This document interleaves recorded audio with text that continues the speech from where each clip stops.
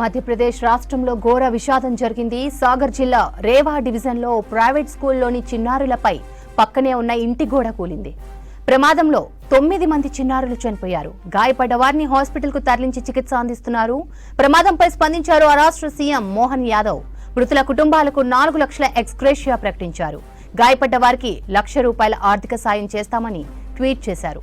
మరోసారి ఇలాంటి ఘటనలు జరగకుండా చర్యలు తీసుకుంటామన్నారు ఆ రాష్ట్ర మంత్రి గోవింద్ రాజ్పుత్.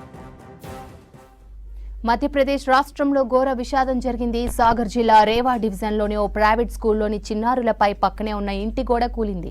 ప్రమాదంలో 9 మంది చిన్నారులు చనిపోయారు. గాయపడ్డ వారిని హాస్పిటల్కు తరలించి చికిత్స అందిస్తున్నారు.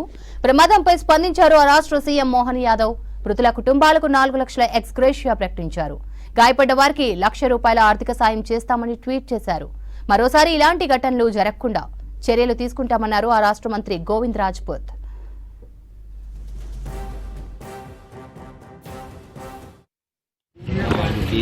पार्टीशन में बनाते हुए बच्चे थे जो कि टेंट के नीचे सारे बना रहे थे। ऊपर दीवार गिर गई क्योंकि लगातार बारिश होती है। लगातार बारिश के कारण से जो पास में लगी हुई दीवार वो ढह गई और बच्चे क्योंकि टेंट में थे और उसके कारण से बच्चे सारे दब गए।